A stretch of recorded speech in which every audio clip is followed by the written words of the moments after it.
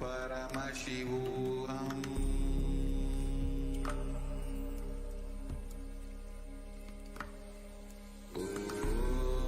Nithyananda Paramashivam.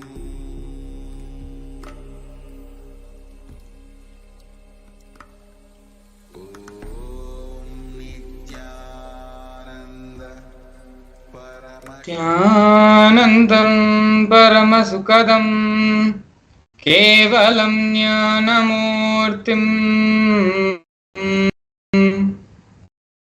Adidam Gagana Sadrisham Tattvamasya-dhilaksham Ekam Nityam Vimalamachalam Sarvadhi Sakshi Bhutam Bhavaditam Trigunarahitam Sadgurum Tam Namami.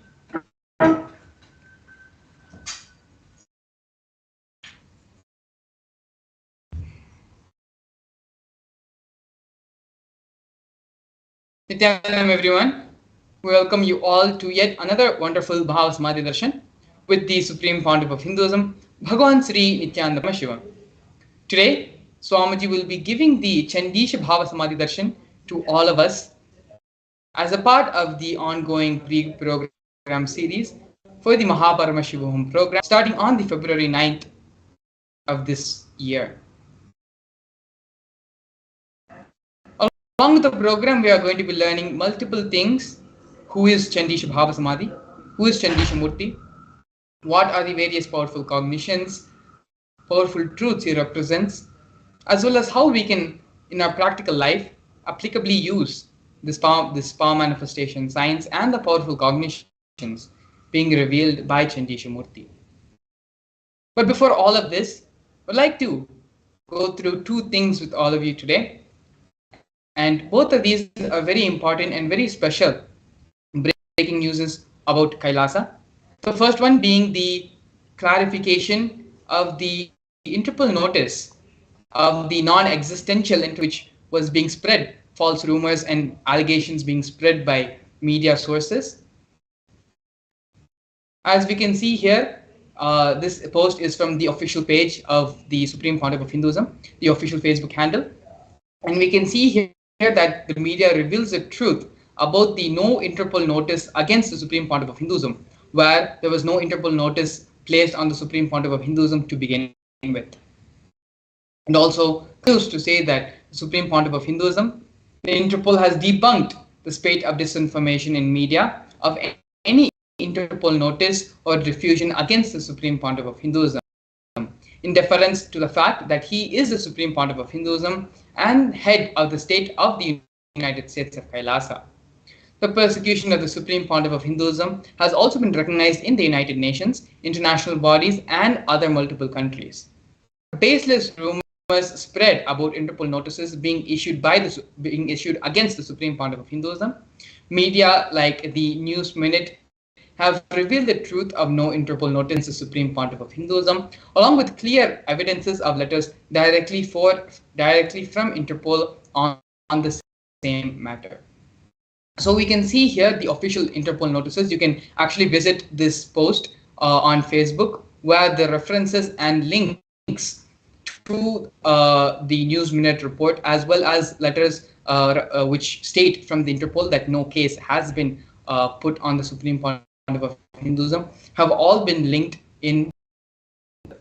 Yes, as you can see here, this is a version of the this is the snippet from the official report from Interpol saying that no issue has been placed on the Supreme Pontiff of Hinduism.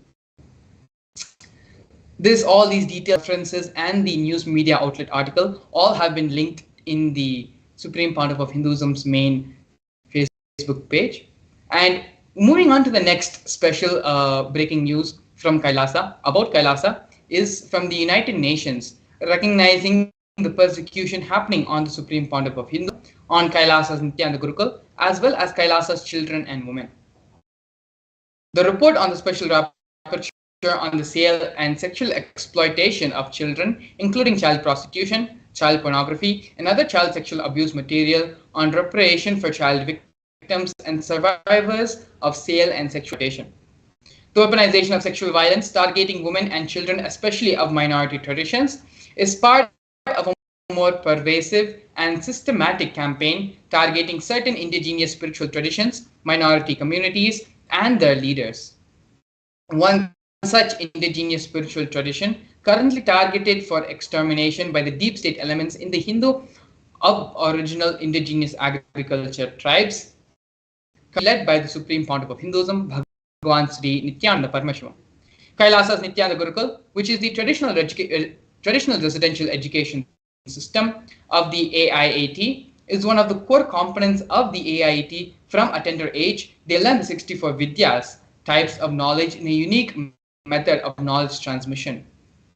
Since the year 2010, deep state elements have forcibly and unlawfully shut down the indigenous Nithyananda Gurukuls, depriving several terrorist attacks, depriving several AIAT children of their fundamental human rights and right to education. Several terrorist attacks continue on the AIAT Gurukul schools and the children to destroy the Gurukul indigenous education system, ironically by the state bodies responsible for. And if you scroll down, you can see the links of from the official United Nations website, the linking their website where these articles and reports have been published. Of these newses have been presented and are available. You can visit Kailasa's Supreme Pontiff of Hinduism's official Facebook handle to see the posts, or you can visit the United Nations official website as well. Going to the Facebook post, the references and the links to all these reports and everything we have mentioned about Interpol and about United Nations recognizing the persecution, both are available on Facebook, and you can directly, from the Facebook post, visit these websites and channels to see for yourself the persecution being recognized by international bodies around the world, as well as expressing their support and solidarity with Kailasa and with the Supreme Pontiff of Hinduism. With this, we're going to be entering into the official introduction, the grand narrative of the Supreme Pontiff of Hinduism. The Supreme Pontiff of Hinduism was born on January 3rd, 1978 in the holy town of Tiruvannamalai in South India.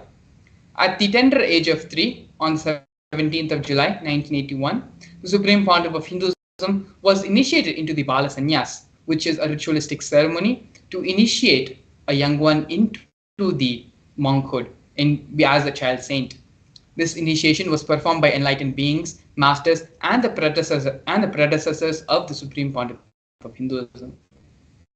The Supreme Pontiff of Hinduism was identified as incarnation by multiple enlightened beings, such as Yogi Yogananda Puri and masters like Vidwan Panduranganath and the 230th Guru Mahasanidhanam of the Tonde Mandaladinam of Kanchi Mutt. These are the various masters and enlightened beings who were part of the Supreme Pontiff of Hinduism's early childhood and nurtured the Supreme Pontiff of Hinduism for the grand mission the Supreme Pontiff of Hinduism is doing today. At the age of 16, the Supreme Pontiff of Hinduism was officially coronated as to revive Kailasa. You can see here the photograph of the Supreme Pontiff of Hinduism with his guru, Mata Vibhudananda Puri, who performed the official induction as the Supreme Pontiff of Hinduism as the successor into the lineage to revive Kailasa. This initiation happened, the coronation ceremony happened at the age of 16 for the Supreme Pontiff of Hinduism, and along with the induction as the successor, the traditional items of the kamandalu, the conch, and the wooden staff were all handed over from guru to disciple as part of the tradition. Here we are looking at the early days in the mission. In the left hand side corner, we see a black and white photo, which is the Supreme Pontiff of Hinduism in front of the first temple monastery complex the Supreme Pontiff of Hinduism built for his guru, Mahataji Vibhudananda Puri. This complex was built by the Supreme Pontiff of Hinduism personally by his own hand, brick by brick, and was built for Mata Vibhudananda Puri under the guidance of his gurus. Later in the year 2001, on April 14th, at the age of 23, the Supreme Pontiff of Hinduism inaugurated the first Kailasa temple monastery complex in Tiruchengodu, South India. As you can see in the photo at the bottom left-hand most corner, the Supreme Pontiff of Hinduism's own handwritten annotation of the historic event was written on top of the photograph. A year later, on the 4th of November 2002, the Supreme Pontiff of Hinduism inaugurated and established the headquarters of Adi Kailasa Sarvagnapeetham. By the year 2004, at the age of 26, the Supreme Pontiff of Hinduism started conducting mass living enlightenment conventions all across the globe, taking people through powerful cleansing processes of the 7 energy bodies. These sessions, these conventions, initiations not only happened in India, but in various parts of the globe as well, including Europe, North America, Canada, and others. In the year 2007, in the year 2005, of 27, the Supreme Pontiff of Hinduism was welcomed with the proclamation statement in St. Louis by Francis G. Slade, the mayor of St. Louis at that time. Here we can see more glimpses of the Supreme Pontiff of Hinduism conducting these mass living enlightenment initiations all across the globe, in Oklahoma, in various other places of North America and Europe.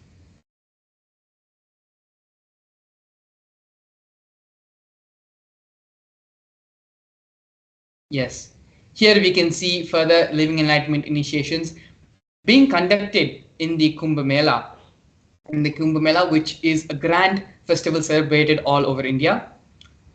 Here in the year 2015 in Nasik, you can see the Supreme Pontiff of Hinduism giving the living enlightenment initiations to thousands of people who have gathered. As the same in the year 2016 in the Ujjain Kumbh Mela, where even more people received this living enlightenment initiations. Now, we're going to be looking at the various coronations which have happened to the Supreme Pontiff of Hinduism. The first one being when the Supreme Pontiff of Hinduism was very young. Supreme Pontiff of Hinduism was coronated as the 233rd Guru Mahasannidhanam of Kanchi Tonde Mandaladinam. The next coronation which the Supreme Pontiff of Hinduism received was in the year 2002 of the coronation as the incumbent emperor of the Suryavamshi Surangi Samrajya. In the following years, the Supreme Pontiff of Hinduism was coronated as the present 23rd Guru Mahasannidhanam of Dharma Mukti Adinam. In the year 2012, the Supreme Pontiff of Hinduism was coronated as the Kailasonata as the 293rd Jagat Guru Mahasannidhanam of Kailasonata Shyamalapita Sarvagnapeetham in Madurai. In the year 2013, the Supreme Pontiff of Hinduism was coronated as the Mahamandaleshwar of Mahanirvani Akhada, which is the largest apex monastic order. In the year 2014, the Supreme Pontiff of Hinduism was coronated as the Acharya Mahamandaleshwar of the Atal Akhada, which is the head of all spiritual leaders and is the most ancient apex body of Hinduism. In the year 2015, the Supreme Pontiff of Hinduism was elected as the Supreme Pontiff of Hinduism by a congregation of over 1,000 spiritual leaders and pontiffs.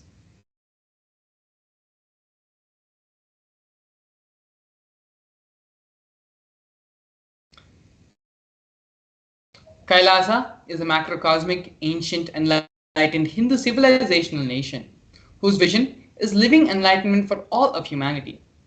Kailasa's mission is to revive and share with today's world the practical applications of the greater sciences of authentic Hinduism, including Hindu cosmic physics, Hindu alchemy, Hindu cosmology, Hindu biology, Hindu mathematics, power manifestation, and other sciences as revived by the Supreme Pontiff of Hinduism. These sciences were once practiced freely all across the 56 nations spread across the continent, but are now facing extinction due to being faced over a millennium.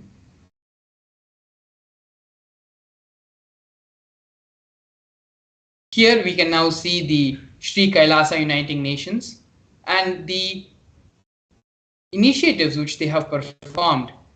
Over 108 initiatives globally have been initiated by Sri Kailasa Uniting Nations for a variety of humanitarian services, which collectively allows for the creation of an enlightened, peaceful, sustainable, equitable, resilient, and thriving world. One of these many projects which we are going to be looking at right now is the No Hungry Home project offered by Sri Kailasa Uniting Nations for nutritious food and a hunger-free world. More than 1 billion meals have been served by Kailasa over the past 27 years. Every month for the past 27 years, the Hindu ASMT community has organized more than 3 million Annadan services. Annadan service is the traditional service offering the free organic meals during religious gatherings, free for all and without discrimination.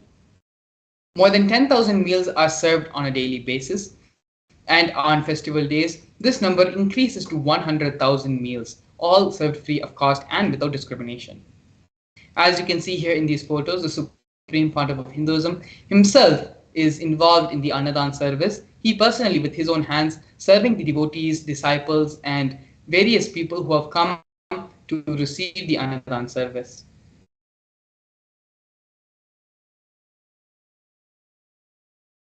Here we have the Sri Kailasa preventive and protective centers offered by Sri Kailasa Uniting Nations for affordable and holistic healthcare. During the pandemic, a global catastrophe, a global event which shook the world and created a lot of insecurity for all of us and for many other people across the globe, the Supreme Pontiff of Hinduism is the only one who created a safe haven to protect ourselves from the COVID-19 pandemic. The Supreme Pontiff of Hinduism converted his temple monastery complexes into multi-layer quarantine facilities. These multi-layer quarantine facilities were offered free to all people, and regardless and without discrimination of their age, gender, caste, creed, ethnicity, color, social economic status, and so on. Not only that, food, shelter, medical care, and internet were all provided free of all cost and for an indefinite amount of time. More than 30 million citizens follow the Kailasa's 28-day spiritual regimen in the year 2020. Next, we have Sri Kailasa Uniting Nations for Education Reform and Development, offering the Nithyananda Hindu University and the Nithyananda Gurukul projects. Sri Kailasa Uniting Nations, the Supreme Pontiff of Hinduism, established the Nithyananda Hindu University, which is the world's largest Hindu university. Nithyananda Hindu University has more than 70 million enrollments, 7,000 free courses and extended campuses in 150 countries. The Nithyananda Gurukul was inaugurated and established by the Supreme Pontiff of Hinduism on the 2nd of October 2006. The Supreme Pontiff of Hinduism for the revival of the authentic and ancient Adi Shaivite Guru-disciple education system, which is an authentic knowledge transmission system based on the fundamental principles of enlightenment.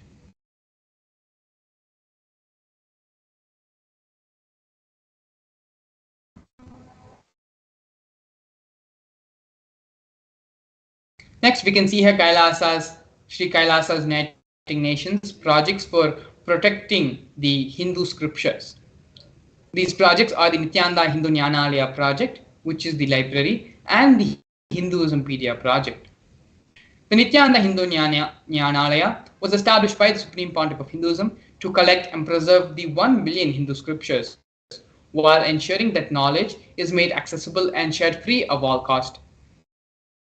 The Supreme Pontiff of Hinduism himself has authored more than 10,000 books, which have been written in 3 different languages, which have been translated into 50 other different languages, and has published more than 10,000 articles, has given more than 10,000 free discourses with a combined total view of 1 billion.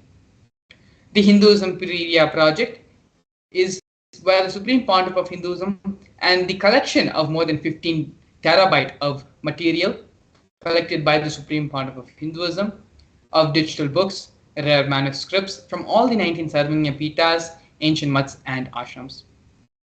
More than 1 million pages on Hinduism have been collected, and a collection of 20 digital books, 1,000 e-textbooks, and 1,000 articles and 100,000 articles on various topics of Hinduism have been collected in these projects.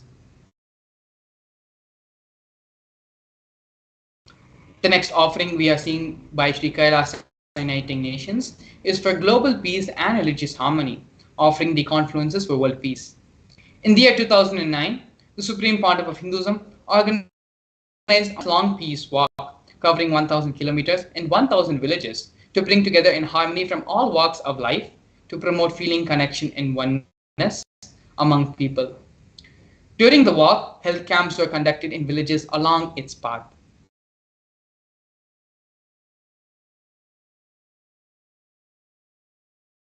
The next project which we are looking at right now is the Women Empowerment Programs offered by Sri Kailasa Uniting Nations for feminine empowerment gender equality. One of the first projects which we are seeing here is the Kailasa's Yogini Sarvini Pitam, which was established by the Supreme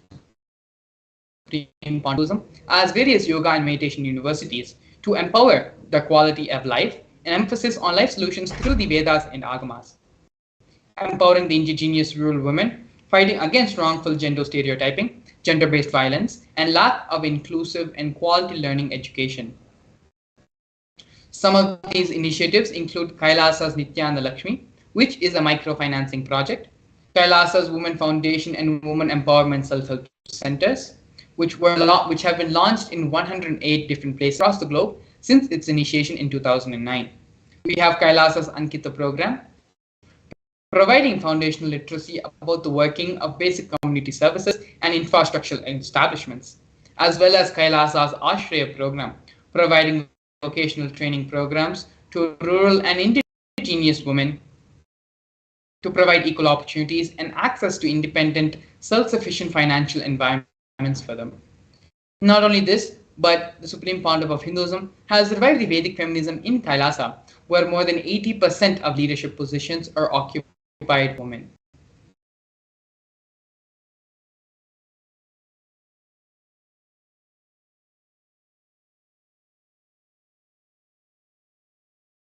Here we're looking at one of the most historians in the history of Sri Kailasa.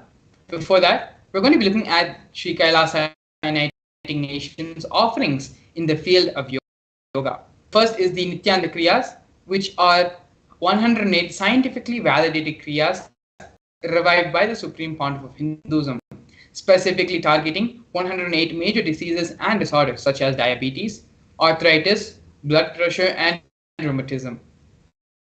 The next is Kailasa's Shivastambha Yoga and Kundalini Rajju Yoga. Both are ancient forms of yoga which were revived by the Supreme Pontiff of Hinduism. These different types of yoga, in which yogic asanas, postures, and weight balancing techniques are performed to create the yogic physiology, aligning it to the cosmic geometry to manifest superconscious powers in all of us. Not only that, but the Supreme Pontiff of Hinduism was awarded 2 Guinness World Records for the largest rope yoga and Kundalini Rajju Yoga, pole yoga, Shivastambha Yoga classes, bringing worldwide attention to these extraordinary forms of yoga. These Guinness World Records were received by the Supreme Pontiff of Hinduism on the 30th of September and 3rd of October, respectively.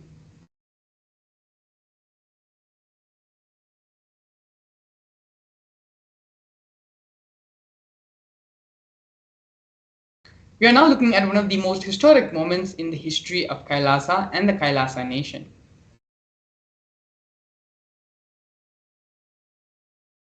As you can see here, Kailasa, the first nation of Hindus, led by the Supreme Pontiff of Hinduism, Bhagavan Sri Nithyananda Paramashivam, spoke on behalf of 2 billion Hindus globally, the Hindu diaspora, at the 14th session of the United Nations Forum on Minority Issues.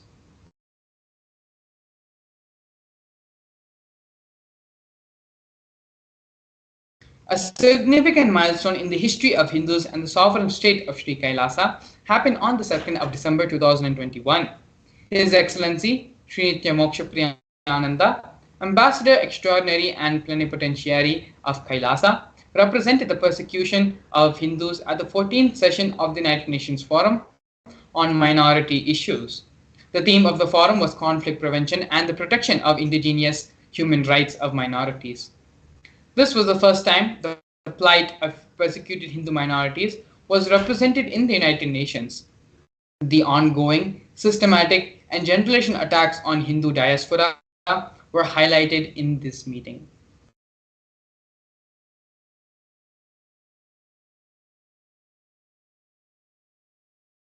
We are now looking at the torture and murder attempts by the state and non-state actors on the Supreme Pontiff of Hinduism.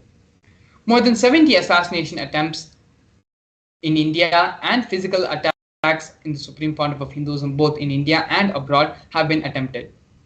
40 attacks on community members, destruction of monasteries and temples, 30 incidences of attacks of molestation and rape of women and women monks, intense lawfare through the 100 false legal cases, all but one are dismissed.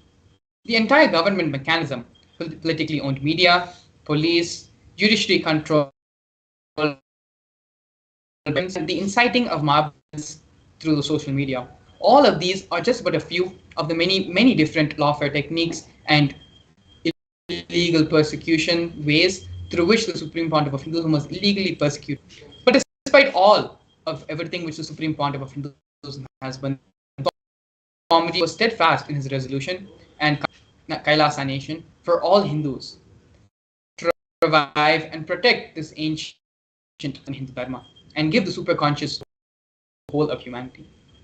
One of the important ways the Supreme Pontiff of Hinduism is reviving Hinduism as well as giving the superconscious breakthrough to the whole of humanity is through the power manifestation science. The manifestation science was established by the Supreme Pontiff of Hinduism and dates back its originality in the scriptures of Vedas and Agamas.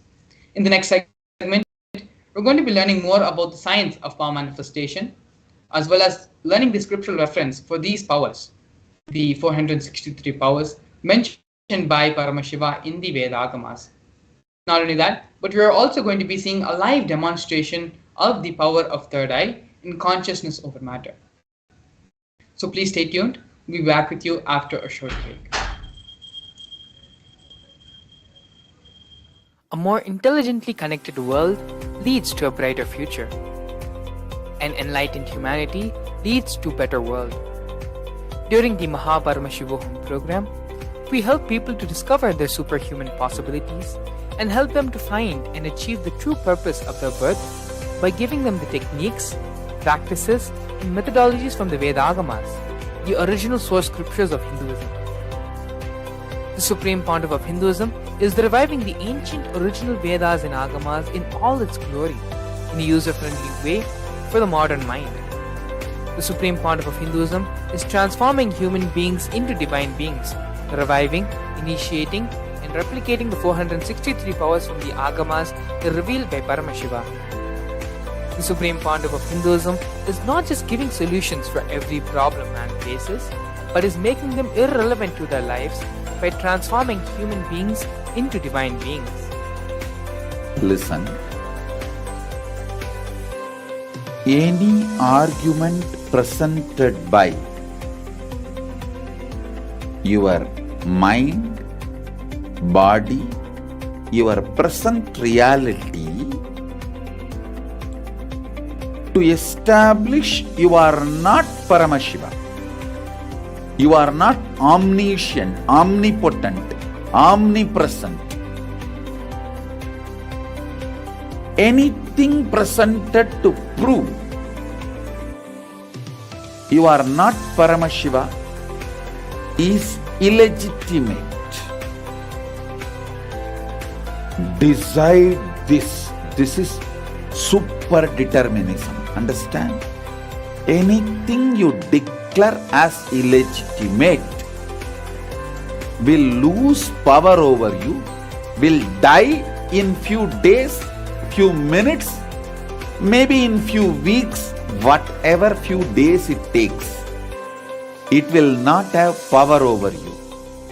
Understand? This is the method for sudden enlightenment.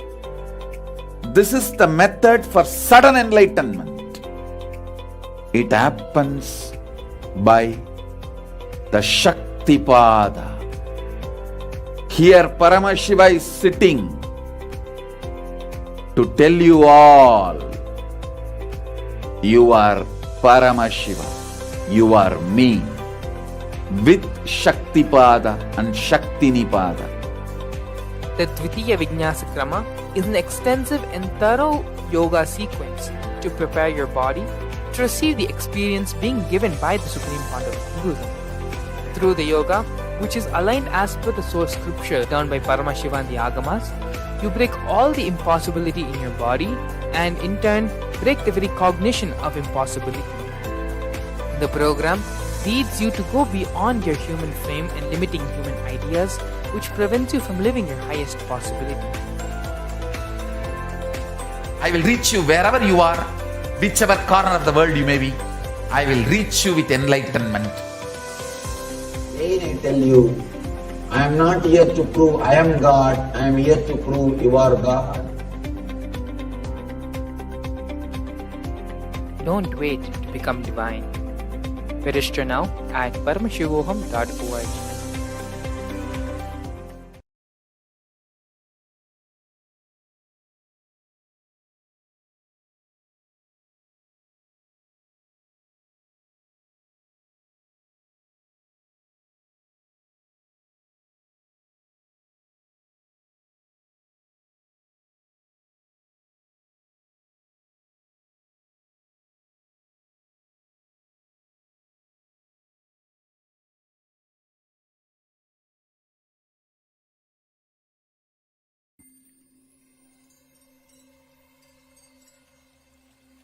I welcome you all with my love and respect. Let you all open all your three eyes. Om Nithyananda Paramashivam.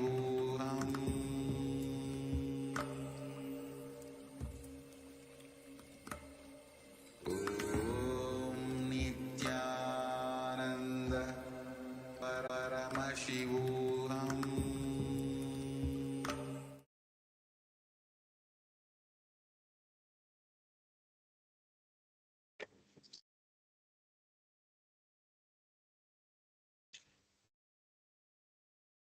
Yes, so we welcome all the viewers back to the session. Now will be, before we enter into the power manifestation, we want to reiterate the beautiful victories that the Kailasa has got after from the various happenings that have been good auspicious happenings that have happened. So we want to share the two great happenings that have been which have happened for Kailasa in the past few days. So first is the Interpol notice. The what the Interpol has given a statement supporting Kailasa and saying that Kailasa and the supreme point of Hinduism is has known there is no any sort of notice which has been given against the supreme point of Hinduism, and Interpol stands supporting Kailasa and accepts that Kailasa that the supreme point of Hinduism is helping humanity. And then we also have the detailed reports and pictures and links which have been given in the description. All the viewers can take few minutes to read those things which have been given, and also share this with all your friends and family and tell them the truth about Kailasa and spread this truth to everyone so that everyone truth and starts to understand that the Kailasa, how Kailasa is standing for Hinduism and at the large standing for humanity. And then we also have the report from the UN also, which has given another report stating its support for its recognition of the various persecutions that have been happened on the children and the women and at the large the whole Hinduism and the whole Sanatana Dharma. UN also understands and has given their strong statement and statement of support for Kailasa and recognize the various persecutions that have happened on Kailasa. So the make sure that you go and visit this. Both of these posts are pinned as the featured posts in the Facebook page. So all of you viewers can go and even as soon as you enter the Facebook page, you will see both the posts being pinned at the top, and you can share this with all your friends and family and share it to as many groups, forward it to other people so that they also know how the Hinduism has been attacked and how the Supreme Point of Hinduism is standing to revive it and support the whole of humanity to go to the next superconscious breakthrough. So now we'll be entering into the power manifestation segment where we'll be understanding the various truths about power manifestation and ultimately having a live demonstration of the powers. So first let's understand what is power manifestation and what Paramashiva has told about it in the Agamas. So in the Veda Agamas, the source scriptures of Sanatana Dharma, Paramashiva reveals in elaborate detail that every human being is hardwired to be able to manifest the 463 extraordinary Shaktis. Manifesting powers are described in a systematic method and science for human beings to explore the various possibilities and powers and have access to the various states of consciousness. Shaktis manifest from the fundamental cognition that you are divine. You need to manifest divinity and not you are a man and you need to reach divinity. So there's a direct difference in that. There's a fundamental difference in that. Now we're going to be understanding the difference between the Shaktis and the Siddhis. The Siddhis, the Shaktis are the powers that manifest from the space of Paramashiva as a side effect of feeling connection with the Guru, whereas the Siddhis are powers that manifest from penance for enlightenment. Shaktis are the source of enlightenment, whereas Siddhis are manifested on the path of enlightenment. Then the Shaktis manifest in every ordinary human after initiation from the living incarnation, whereas the Siddhis only prevent us from attaining enlightenment. They divert us, not prevent, they divert us from enlightenment. And the Shaktis are permanent, whereas the Siddhis are not permanent.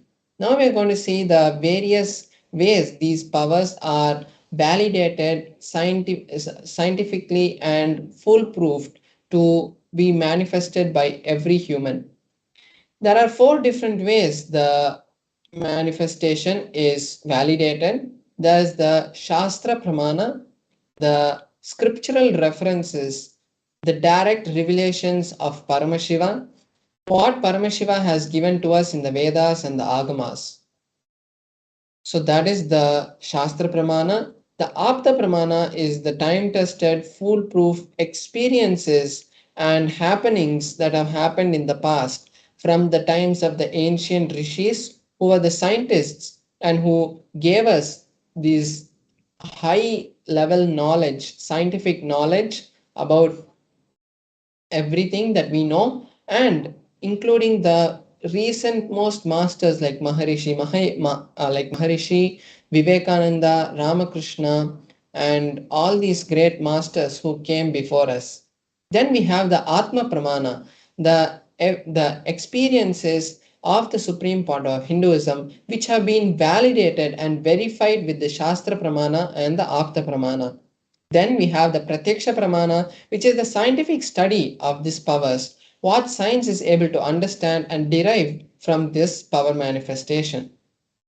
We're going to be seeing the details of this in a few minutes, but first we have to understand who is the source and how these powers manifest. The source for these powers to manifest is Paramashiva, who is the primordial divinity in Hinduism. the ultimate reality and cause of which is self-effulgent, Swayam Prakasham, all-pervading, unchanging, beyond time and space and form, and he is the causality as the fundamental base of manifest and the unmanifest, and he creates this whole cosmos and this whole existence to the five actions, the Panchakritya. So this is the understanding about the source of how these powers are manifested. Then there's a very powerful cognition which has been given by the supreme point of Hinduism.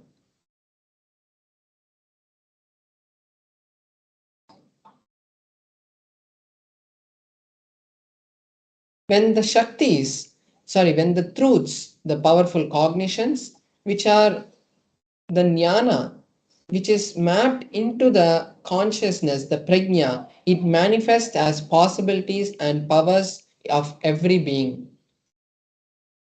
Now we are going to be seeing the details of each of the pramana one by one and understand what Paramashiva has given to us. So first we are seeing the Shastra pramana for the power of the third eye, which is the source. The third eye is the main center in our body which actually allows the Paramashiva energy to flow through us.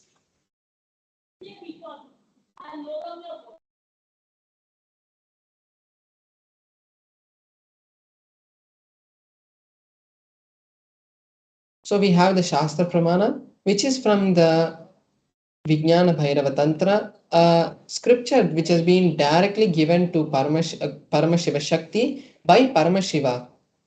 So in that, the 34th verse gives us the understanding about how the powers manifest from the third eye. The verse goes, Kapalantarmanonyasa tishtannilita lochanaha pramena manaso dhadya lakshayet lakshyamuttamam. Paramashiva says, by having the mind fixed on the inner space within the crown center and sitting stably without any movement, having the eyes closed in succession to the third eye, that stability of the mind and the inner space gives the seer the power to see through the third eye and he sees the direct vision of the ultimate goal, Lakshyam, having the vision beyond the sight of and reveals any object and place attaining the space of oneness with Paramashiva.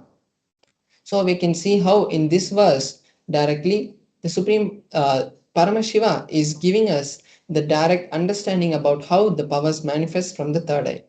Next we have the Apta Pramana, which is the experiences and historians showing us the and validating the signs of power manifestation. Here we can see the beautiful happening of the Mahabharata, and in the Mahabharata, Bhagavan Shri Krishna initiates Arjuna into the third eye. So the story goes that Arjuna was in the battlefield and he wanted to see the cosmic form of Bhagavan Shri Krishna.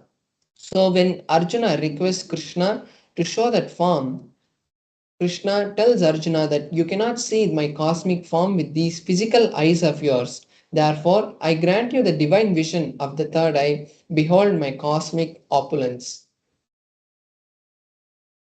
And then Arjuna is able to see the cosmic form of the whole of Bhagavan Shri Krishna, and he sees the whole cosmos and describes the various aspects of the cosmic form in the 11th chapter of the Bhagavad Gita. Then we have the Atma Pramana, the experiences from the Supreme Point of Hinduism. In his own words, the Supreme Point of Hinduism says that the first experience that I had, I was able to see everything around me, above me, the whole 360 degrees and 10 directions. Everything I realized, not only I was able to see, I was able to feel, experience all that as me. So we can see here how the Supreme Point of Hinduism's experience matched directly to the Shastra Pramana. Here we are seeing the scientific evidence, the Pratyaksha Pramana, which has been manifested, which has been revealed to us by the scientific research which has been conducted directly on the Supreme Point of Hinduism. So here we can see a study was conducted on the Supreme Point of Hinduism, and they had conducted the positron emission tomography test on the Supreme Point of Hinduism. And when they did that, they saw high level of brain activity from the place of the third eye, which is in the frontal lobe. So they were able to see high amount of energy and high frequency waves being emitted from the third eye of the Supreme Point of Hinduism. And this same results has been replicated in the Balasans and various other yogis who have manifested this power. Here we can see now we are going to enter into the one of the powers that manifests from the space of the third eye, which is the power of consciousness over matter. The power is from the Vijnana Bhairava Tantra, Sutra 120, Dharana 95. The verse goes, Kvachid vastuni vinyasya shane drishtim nivartayet tajnanam chitta sahitam devi shunyalayo bhavet. Paramashiva says, having fixed one's eyes on a particular object, Vastu, one should slowly eliminate and withdraw the sight from that object as well as slowly eliminate the knowledge and the impressions of that object. Then, O Devi, one abides in Shunya, the state where there is nothing other than this exists, which is the state of all inclusiveness and infinity. So here we can see how Paramashiva has given us a beautiful detailed step-by-step procedure for how the power of consciousness over matter manifests in every one of us. Now we are going to be having a live demonstration of this power where I'll be demonstrating this power of consciousness over matter to all of you so that we can all experience the space and the powers of Paramashiva. And now how we'll be manifesting this power is I will be placing my hand on a flat surface and the Atmalinga will be placed on my hand. And then by the connection and the oneness with Paramashiva, I will be making the Atmalinga to stand. So the goal of this power is not just making the Atmalinga stand, but it is ultimately allowing Paramashiva to flow through us. Because when we manifest powers, we are ultimately creating the high state of consciousness with Paramashiva, which is creating a strong environment to create the reality and create the field of oneness in all the viewers watching it so that you can manifest your realities. Showing the close up. I welcome you all with my love and respect. Let you all open all your three eyes. Om Nithyananda Paramashivam.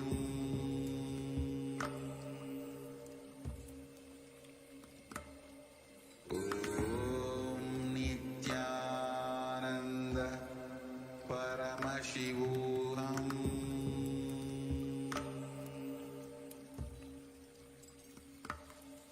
Om Nithyananda Paramashivam.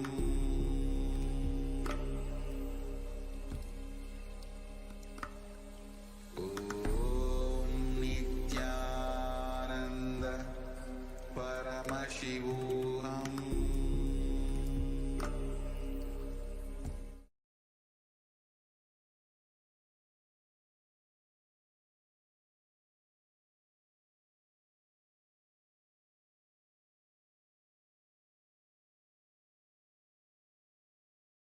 Yes, so now we can see my Atmalinga.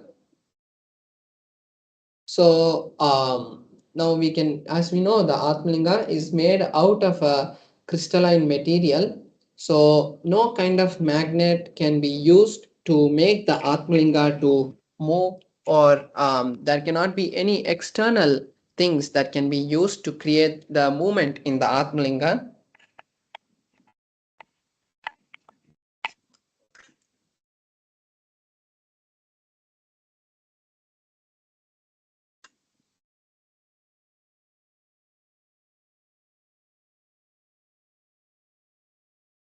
and then you can see my hand, that there is there's nothing in my hand which can be used to make the Atmalinga to move.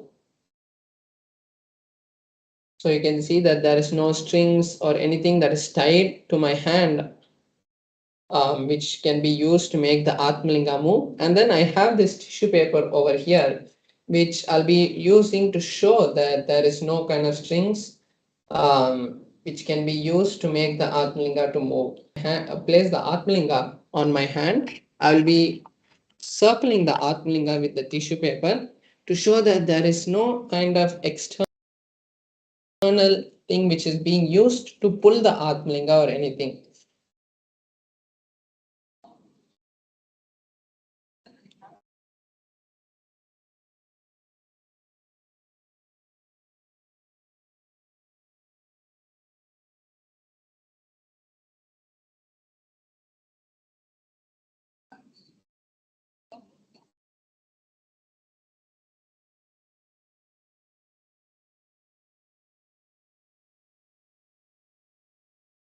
So now I'm placing the Atmalinga on my hand, and now I'm just circling my Atmalinga, showing that there is no kind of any external things which are being used. So even you can see that when the tissue paper is moved, the Atmalinga is stable. So we can know that there is no kind of strings or anything which is there on any side which is making the Atmalinga move. So now I'll be chanting the Mahavakya. And when I chant the Mahavakya, all of the viewers watching us now can also chant along. Now I'll be connecting with Paramashiva, and this is the best time all of you can also use to create any reality that you want, so that when I am creating the space of oneness with Paramashiva, it will also be affecting you, because we are all entangled now. And as you are watching this, the same mirror neurons which are being created, the neurological pathways which are being used to affect, because when these kind of power manifestations manifest, we have seen high amount of gamma waves and emitted from the brain. So at that time, it creates the high space for anyone who's seeing this to also replicate that in their brain. So now I'll be chanting the Mahavakya. You can also join with me and chant the Mahavakya. So you can manifest any reality that you want, or you can also manifest the same power. So now let us enter into the manifestation. Om Nithyananda Paramashivoham. Om Nithyananda Paramashivoham. Om Nithyananda Paramashivoham. Om Nithyananda Paramashivoham. Om Nithyananda Paramashivoham. Om Nithyananda Paramashivoham. Om Nithyananda Paramashivoham. Om Nithyananda Paramashivoham. Om Nithyananda Paramashivoham. Om Nithyananda Paramashivoham.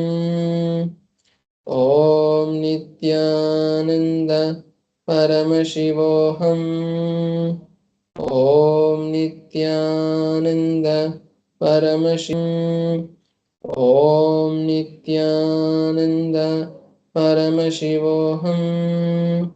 Om Nithyananda Nithyananda Paramashivoham.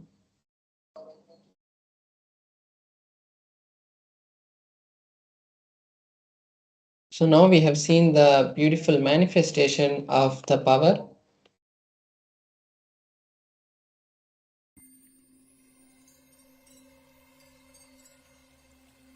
I welcome you all with my love and respect.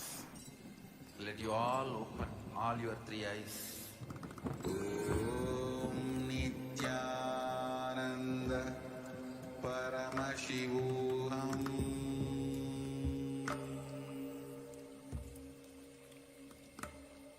Om Nithyananda Paramashivam. So the best thing about the power manifestation is that it is aimed and it is programmed by the Supreme Founder of Hinduism to create the best reality in our life. It will never take us to any of the wrong paths, and it is focused only on creating a better life for humanity to live in a more enlightened world. As now we see so much of happening outside, so much of violence, so much of negativity happening around us. It is the best time that we can take to charge ourselves with the most powerful tools to create the best reality in all our lives. So that is why the Supreme Founder of Hinduism has given us the beautiful opportunity to be part of the Mahaparamashivoham. Because that the Supreme Founder of Hinduism is directly giving participants the opportunity and the tools required to create the best life they want. The amazing initiations and experiences that the participants have had is there's no words to tell that. Like people who have been not able to sit for 50 years has just sat in 2 days after attending the program, and people have become have been able to raise almost $100,000 in just 2 weeks. So these kind of amazing manifestations are happening, and it's not some kind of magic which the Supreme Founder of Hinduism is doing. He is giving us the signs of becoming Paramashiva. So all of you can also.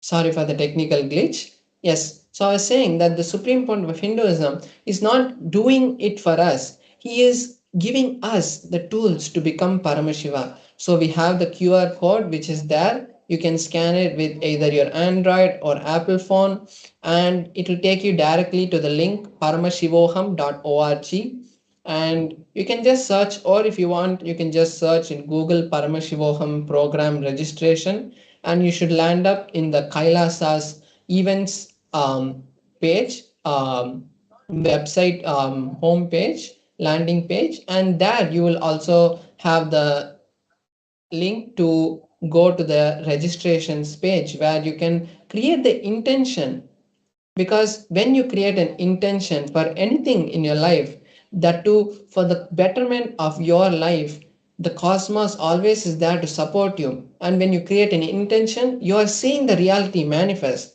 And when you see the reality manifest, you are creating that strong belief and cognition in you that I am manifesting the reality of Mahaparamashivoham. So now you can all take this beautiful time to register yourself and your family into this powerful program which is going to change your life forever. Now we'll be entering into a beautiful session with the Supreme Founder of Hinduism, where he will be giving us various understandings about reactionary assumptions.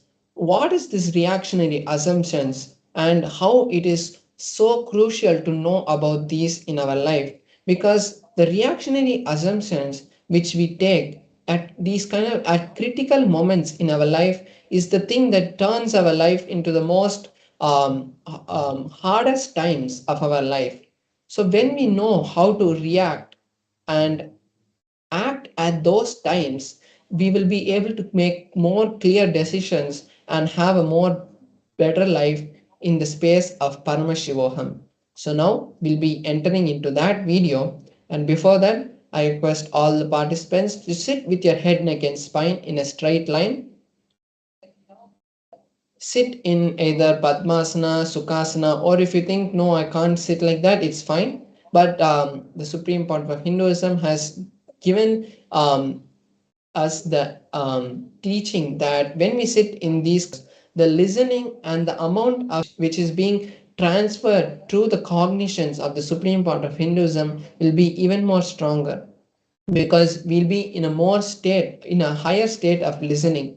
So that's the bring yourself to the space of listening and make sure that you take notes of all these truths which are being revealed by the supreme point of Hinduism, so that it becomes a knowledge bank for you, so that whenever you're in a space of powerlessness, the teachings and the truths and the powerful cognitions of the supreme point of Hinduism will directly be a pillar to raise you back to the space of Paramashivoham.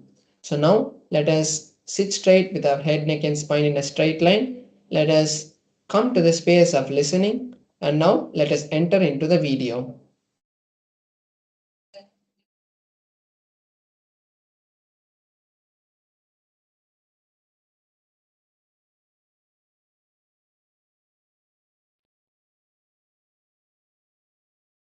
Supernal effulgence of Paramashiva, which is eternal inside you, cannot be reduced,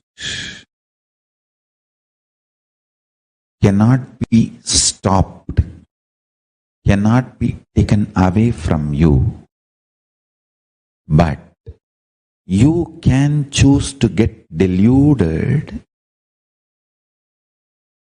in reactionary assumption patterns and reactionary assumption lifestyle and reactionary assumption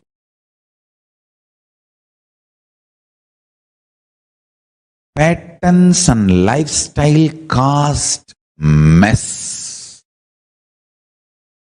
Understand? The reactionary assumptions patterns, reactionary assumptions lifestyle, and the mess caused by reactionary assumptions and that lifestyle.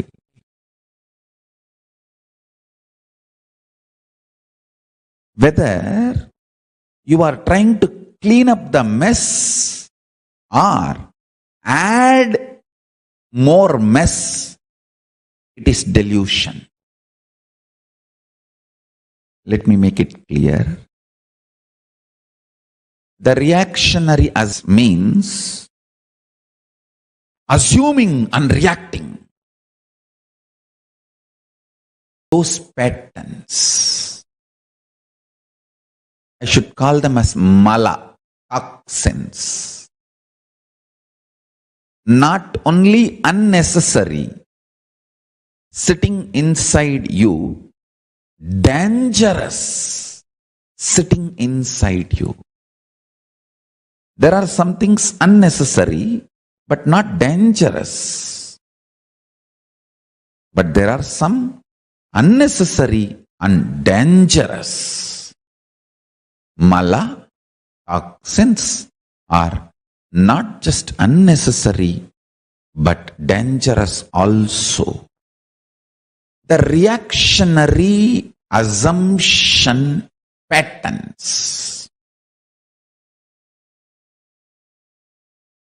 toxic and dangerous, not just unnecessary. Next. the reactionary assumption lifestyle. So, behaving this way and making decisions, becoming lifestyle. That is second. Third, the mess you made in your life due to this reactionary assumption patterns and reactionary assumption lifestyle. Understand? The fourth is the important statement I am making. Sometimes you go on adding to the mess in your life by continuing to operate based on reactionary assumption patterns, mala, and reactionary assumption lifestyle, pasa.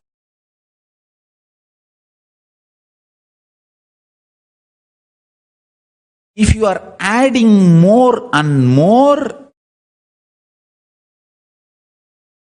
reactionary assumption patterns and reactionary assumption pattern based lifestyle,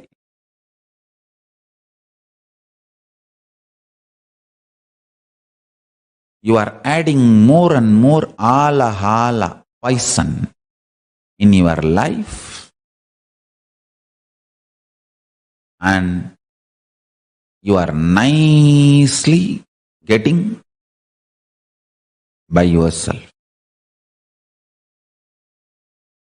I did not utter, but you heard that word. Listen carefully. This is the most important punch. Even if you are trying to clean up the mess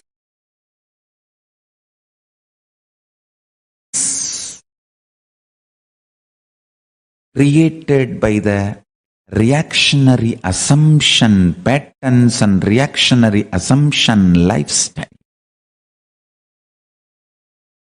even that will be delusion. The one and only solution is unclutching, withdrawing into supernal effulgence of Paramashivam. Listen. Supernal effulgence of Paramashivam.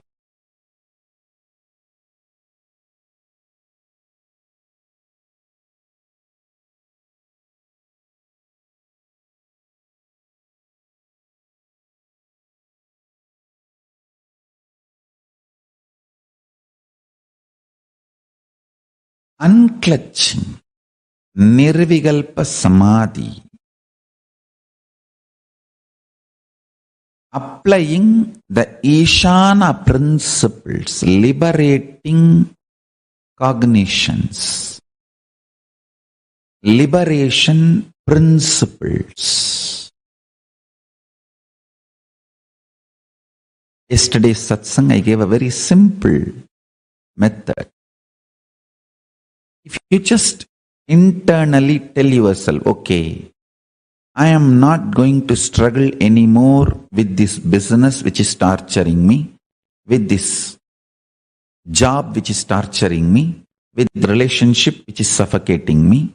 I am declaring liberation and I am withdrawing. Even if you take a conscious decision, don't do. I am not saying divorce. I am not saying resign the job. I am not saying sell the company. No. I am saying decide to create an inner space for yourself where you are not constantly functioning out of reactionary assumptions. This is what I call liberating cognitions, liberation principles. Withdraw. For 2 days till, I am not going to get involved. Let me have my space. Let me sit with supernal effulgence of Paramashiva. Whenever you are continuously feeling that reactionary assumption mode and you are tired, demons and negative elements can enter into you, influence you and turn you against the fundamental truths. That is why first thing you need to withdraw. Up to the liberation principles, liberating cognitions.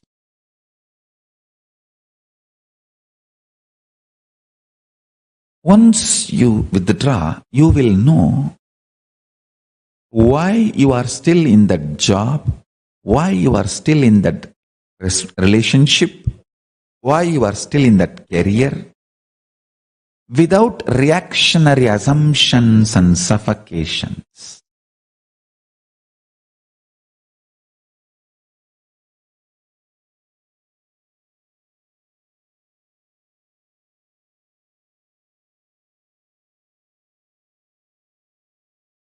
Reactionary assumptions.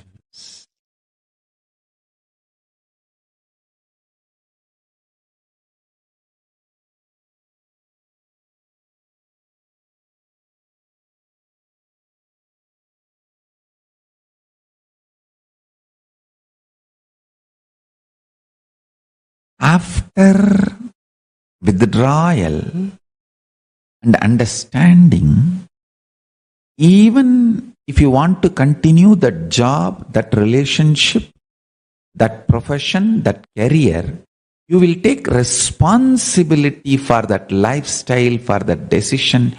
You will not be cursing anyone. You will not be suffocating yourself. You will not be torturing yourself and the other person. Withdrawing from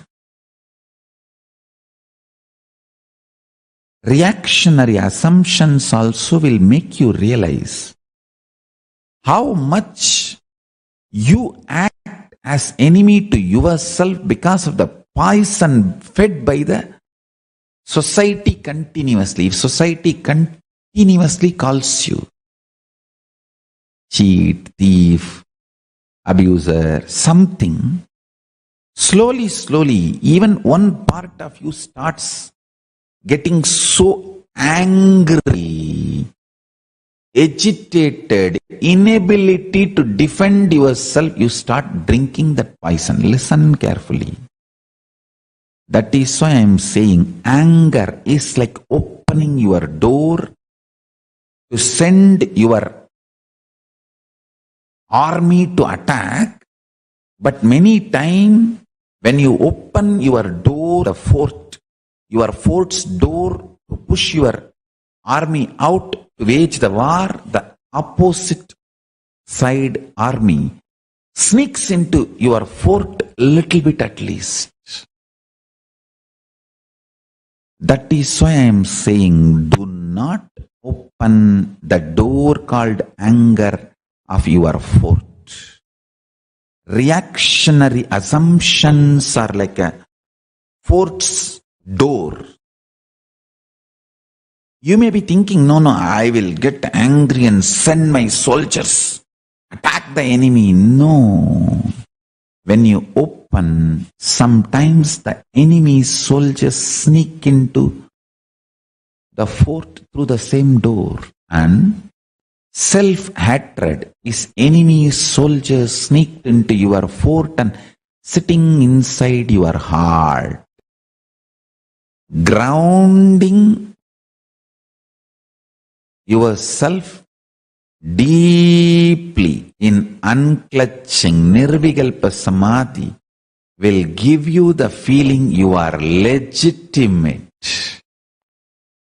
That's the most beautiful feeling Hinduism can give to the world. You are legitimate. You are not sinner. You are not slave. Amritasya putraha. You are the sons of immortality. Manifestations of immortality. Putra means extension, manifestation, living inheritor. Not just son or daughter.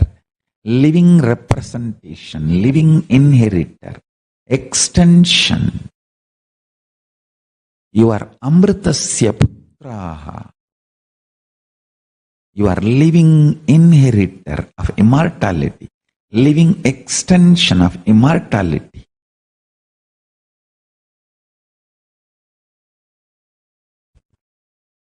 I'll give you this insight.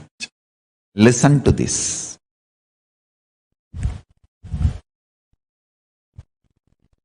Remember, cognize, nothing which agitates you is reality outside. When I say nothing, nothing. Really, really, really.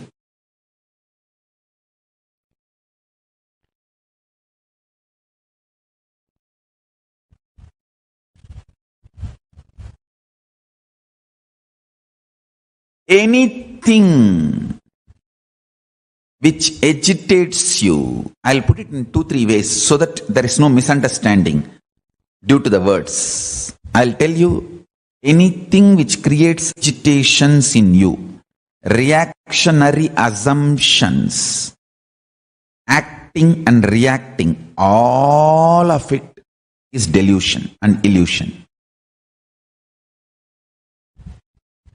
This cognition will only make you more responsible because you will have clear inner space.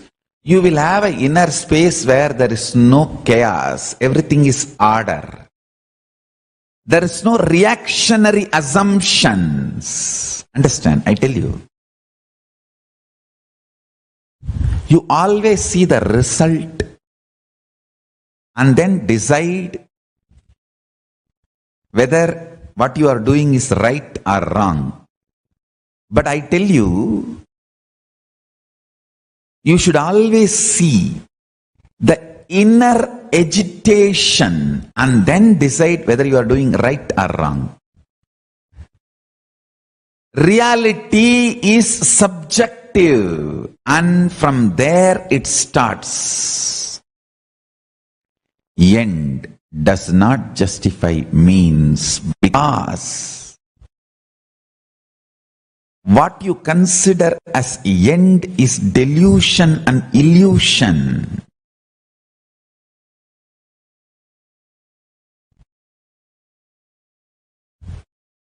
Be grounded on subjective reality.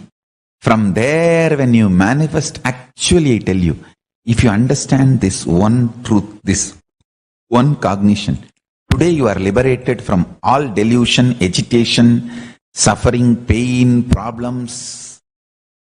You know, everything, all the agitation, reactionary assumption, pain, patterns, powerlessness, everything is like a small wave on the surface of you. But inside you have a deep, powerful space, Paramashanta Swarupa. Absolute Paramashanta Swarupa. I tell you. Paramashanta Swarupa.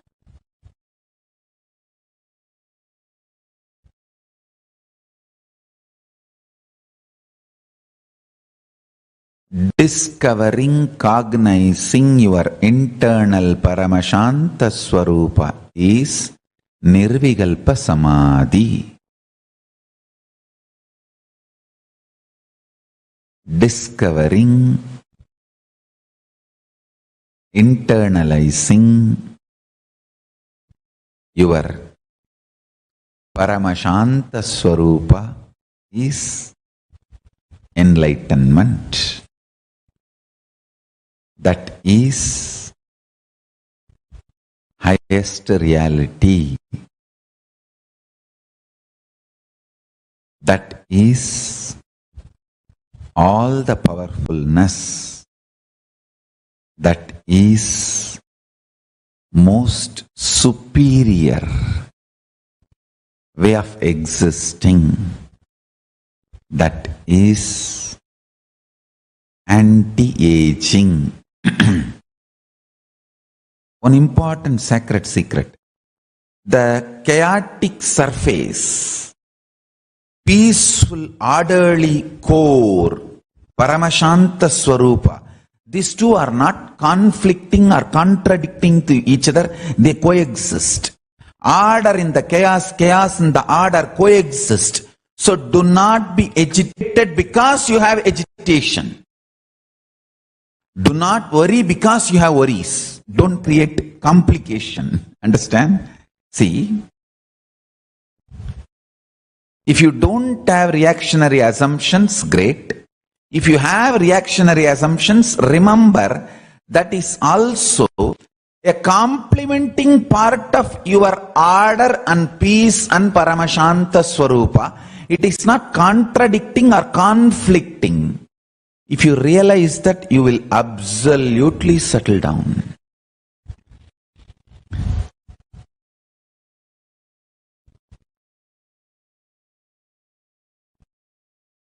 That settling space will help you to do what is right from subjective reality.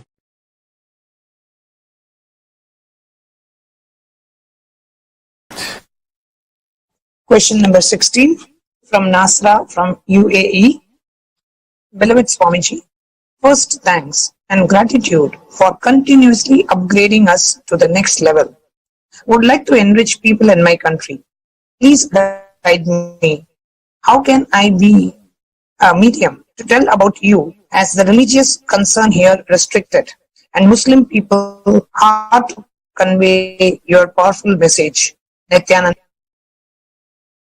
Nasra, understand, all the jnana and vijnana, pure science and applied science I reveal to the world, is preserved in Vedas and Agamas in Hinduism. But I am beyond religions.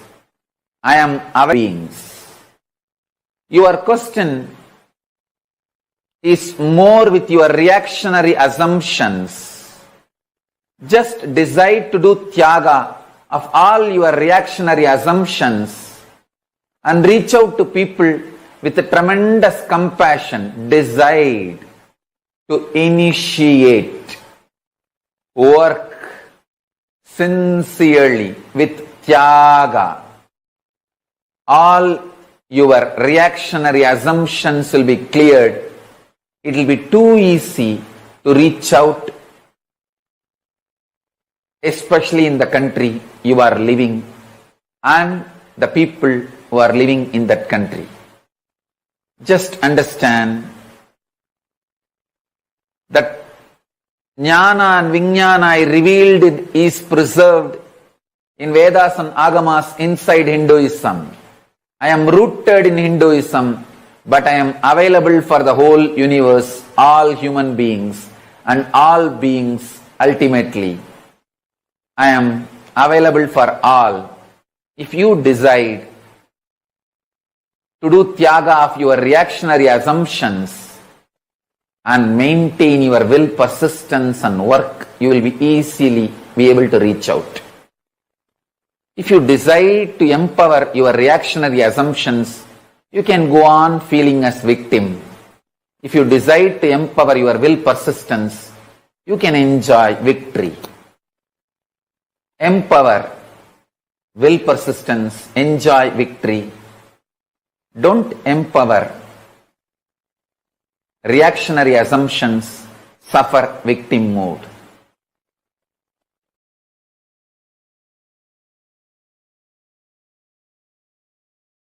Let me now come back to today's message. You associating yourself more and more with cosmos, existence of you. As I told, you have 25 faces. One face is your body. That's only one dimension of you, one face of you. Your cosmos is one more face of you.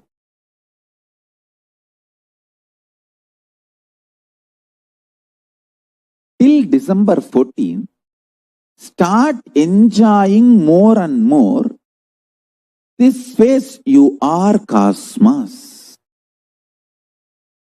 Because in cosmos, intense, accelerated expansion is happening. So if you connect with that, that will start happening in you also. In your body, in your mind, in your consciousness, whatever you think as you. Your relationships, your wealth, your health, your money, your bank balance will increase, your power manifestation will happen more. You will have beautiful people around you. You will have happy relationships. You will have smiley conversations, giggly time spent with friends, family, relatives, and lots of sweet, beautiful, auspicious things will be happening. I tell you.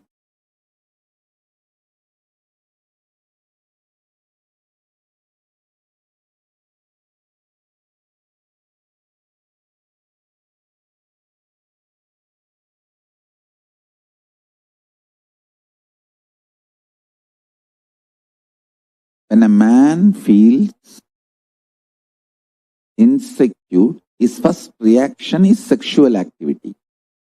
When a woman feels insecure, the first reaction is frightening, terrifying, fear, and destroying everything, doubting everything around her due to that fear. Understand? In both situations, you just need little bit of unclutching and relax to the truth. You are cosmos.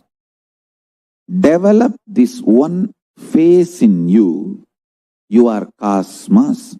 You will see tons of your reactionary assumption based destructions will reduce.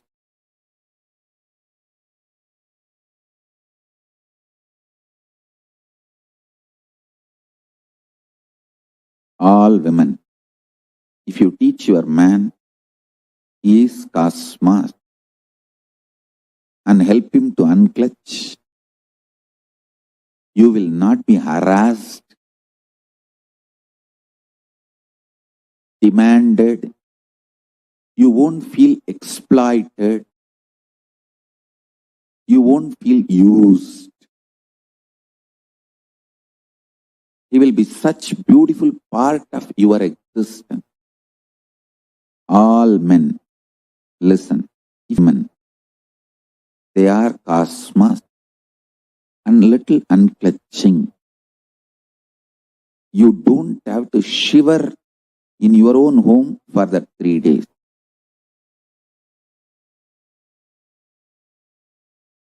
You don't have to be shivering, terrorized, terrified. You can be relaxed. Realize this one truth.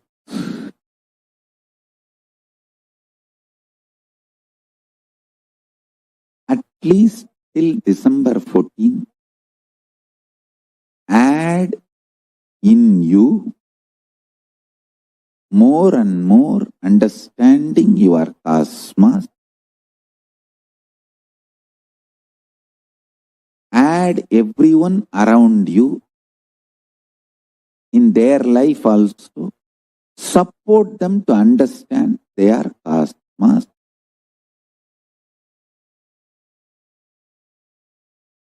Always cherish pure love. Always cherish pure love.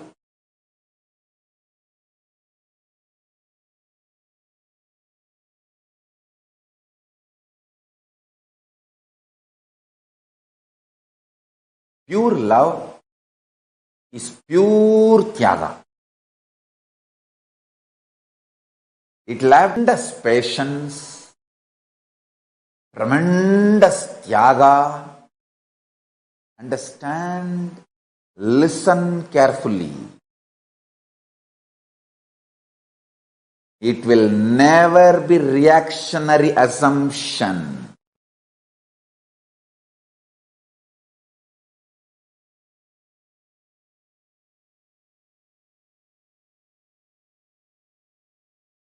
You will have tremendous tyaga for Paramashiva, and you will have the patience for Paramashiva to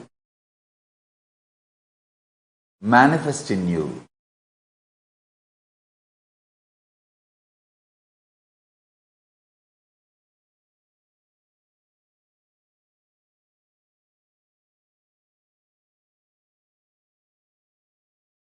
I tell you, tremendous pure love and waiting only becomes like a pure fire, purifying you more and more and more. It's like when we make bhasma, we first burn burn the cow dung.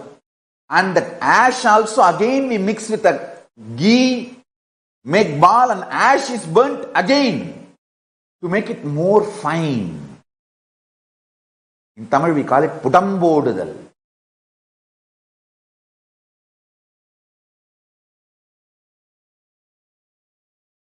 To make the bhasma or to make the herbal medicines or Siddha medicines in Siddha Ayurveda traditions, the Hindu medicine, all Hindu medicinal methods use this methodology called pudambodudal. Ashes will be burnt again and again, multiple way.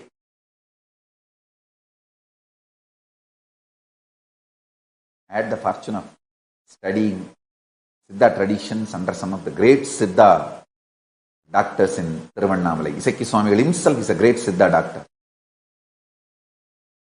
And I have seen this Pudambodal, Kaluvathil Araithal,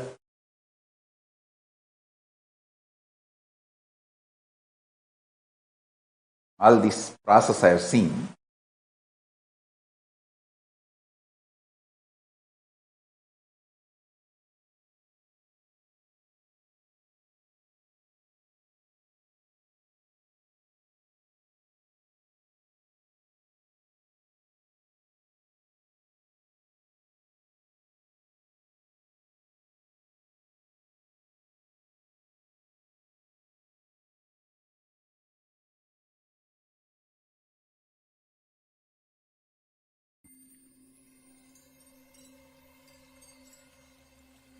I welcome you all with my love and respect. Let you all open all your three eyes. Om Nithyananda Paramashivam.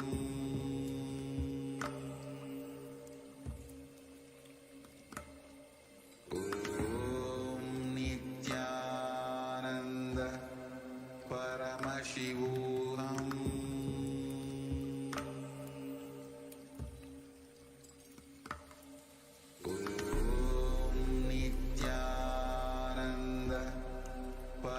Paramashivam. Om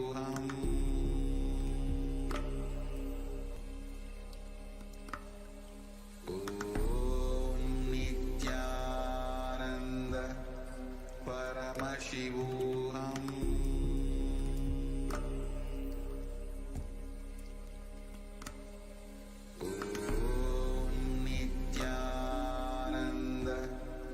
Paramashivam.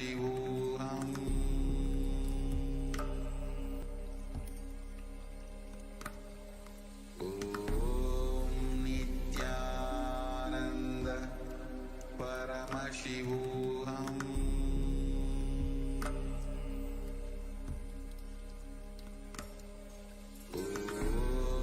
Nithyananda Paramashivam.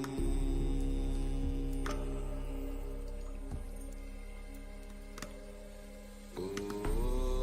Nithyananda Paramashivam.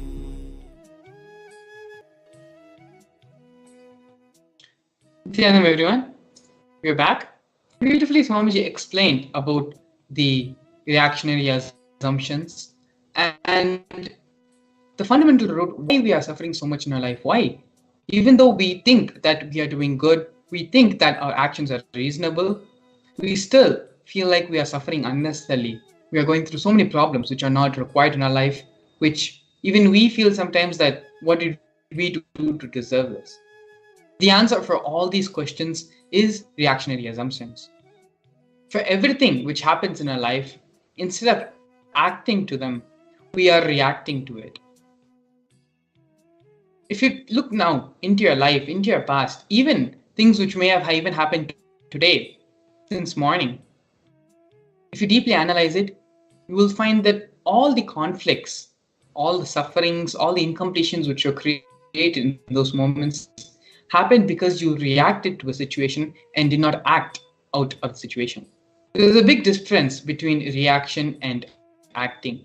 As Swamiji beautifully explains, when you act in any situation, the space of completion from a space where you're not taking decisions out of your emotions or your incompletions.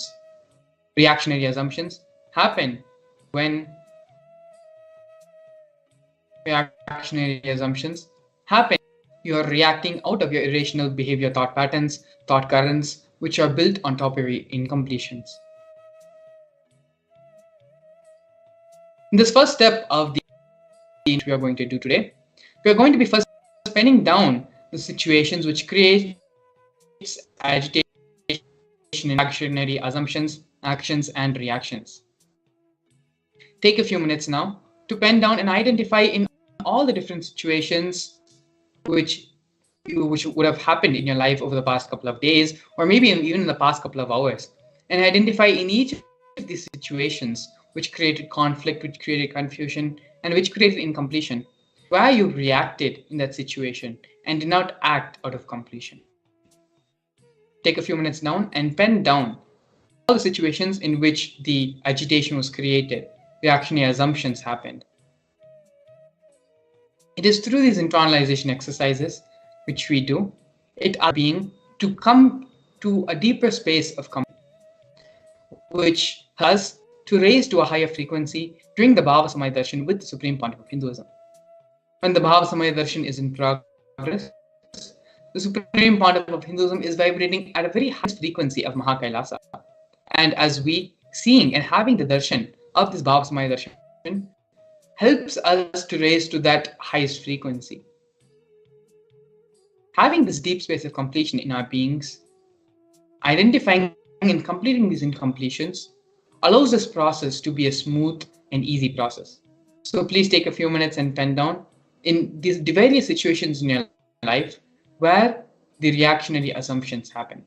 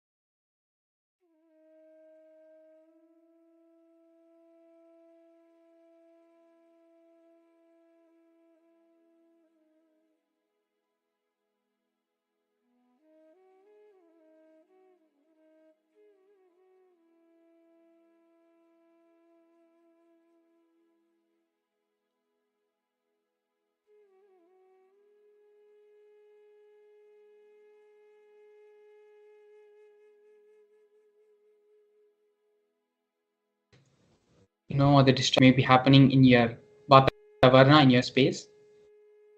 Whatever it may be, maybe mobile devices, or work notifications, or something which may be happening in the house. It is only doing these internalization exercises you give time for yourself.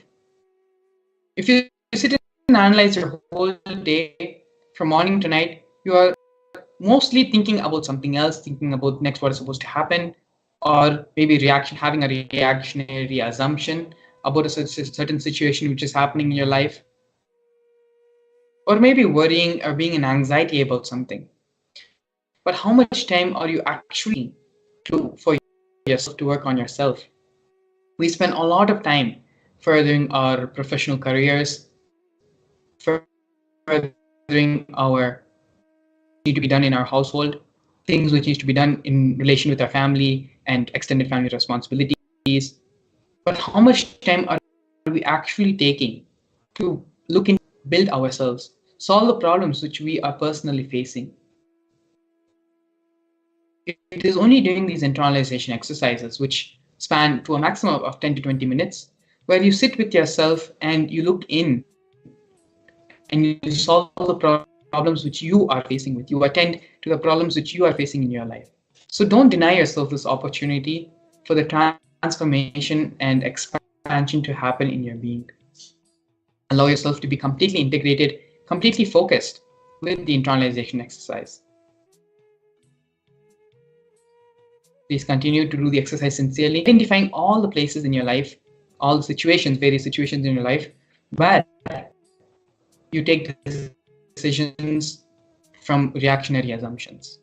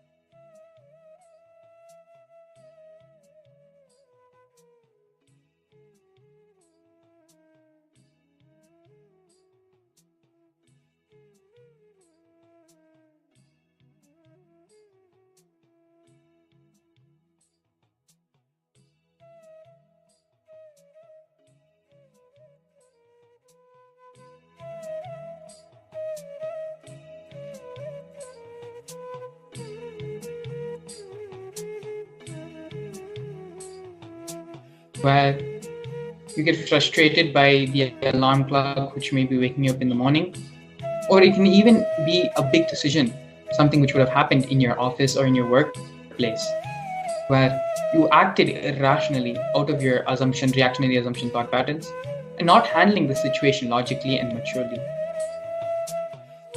Whatever may be the scale or the scope of the situation, of the decision you take, the source, root cause, root pattern is one, is the reactionary assumption. In our life, when we are stuck in a certain aspect, a certain field, or a possibility in our life, it is not just limited to that certain aspect of your life. It expands, it spreads to all the other different aspects of your life as well. For example, if you have a pattern or an incompletion where you're unable to break a certain thing in your personal life, you have reactionary assumption reaction in your personal life.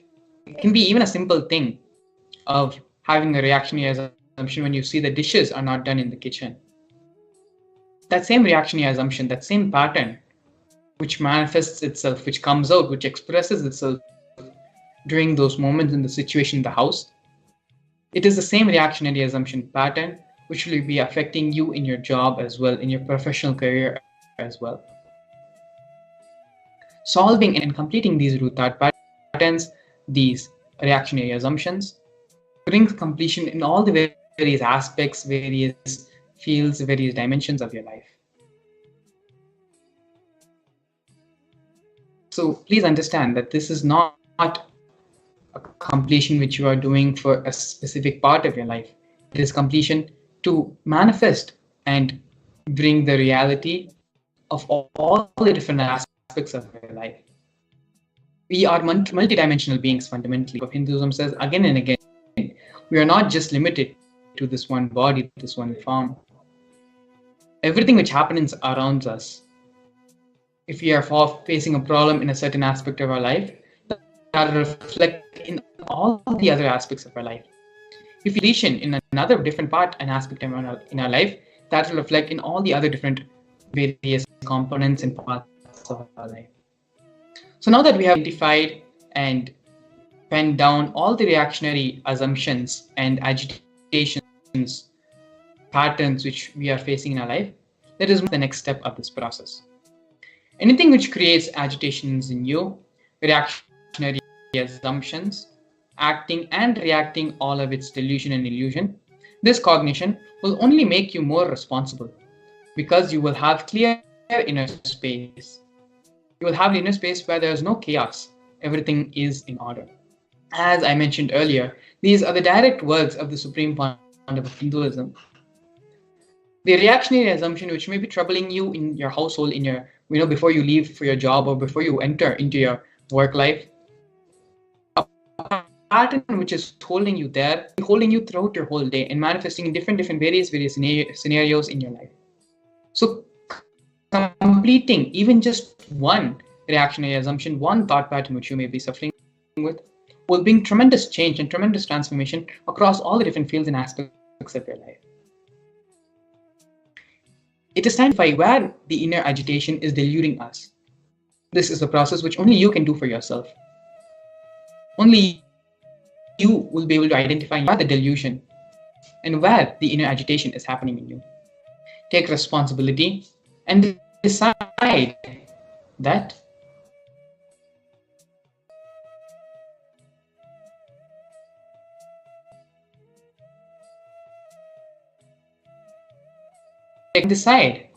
you will all agitation, and then decide whether you are doing right or wrong, not what you see as a result, and then decide whether what you are doing is right or wrong. So do not be agitated because you have agitation. Do not worry because you have worries. If you realize that, you will absolutely settle down. That settling space will help you to do what is right from the subjective reality. The Supreme Founder of Hinduism is giving a very, very practical statement, very practical solution, which we can directly apply in our lives and prevent the influence of reactionary assumptions from taking control and overpowering our decision making and the way we live our life. If you realize that the reactionary assumption, just because you have a worry, just because you have something which needs to be attended to, which needs to be thought through, just because you have a worry or you have something which needs to be accomplished, which needs to be done, you do not necessarily need to worry. Worrying is not going to solve those problems. Having agitation, having stress about that scenario is not going to solve any problem. When you come to this conclusion, you do not need to be agitated. You do not need to worry just because you have worries. When you come to this conclusion and this understanding, naturally you will settle down and you'll be able to make the right mature cognition from the space of right maturity and cognition. You'll be able to make decisions. This is a fundamental understanding which we all need to cognize with. And it is through this understanding only can we stop living out of the reactionary assumptions and start living life so that you can manifest your full possibility. Life is a continuous challenge of the possibilities, adversities which we are going to continuously be facing. It is only your reaction, how you are going to handle the situation. Are you going to react from your reactionary assumptions, or are you going to handle that situation from a space of completion, from a space of thinking through, logically processing, and from maturity, which decides whether you will be successful, blissful, and be able to manifest your reality, or whether you will continue to be in delusion, in suffering, and blaming life for everything which is happening in your life. Coming to this decision, understanding using the practical application, the powerful cognition which the Supreme Pontiff of Hinduism has given. Do not be agitated because you have agitation. Do not worry because you have worries. If you realize that, you will absolutely settle down. This will help you to do what is right from the subjective reality. Take a few minutes and sit with yourself. You close your eyes, that is also fine. This is a sankalpa, which we all need to take, a conscious will, which we all need to take in order to come out and stop functioning from our reactionary assumptions. Please take a few minutes now and allow this cognition to sink in you and decide strongly with conviction, with sincerity, no matter what comes, you will always react from the space of maturity, act from the space of maturity, not react, act from the space of maturity, act from the space of completion, and allow completion to be the guiding force of your life. Allow Swamiji, who is residing inside you as the God particle, as Paramashiva, which is residing inside all of us, be that the guiding force of you. When you come to this decision, you yourself will be surprised many times in your life how you're able to handle certain situations, how you're able to behave maturely and not only bring completion between yourself and others, but also bring completion in the Vatavarana, the space which you're living. So now let's take a few minutes and sit and decide strongly to act from the space of completion and not react from our compulsion, from our reactionary thought.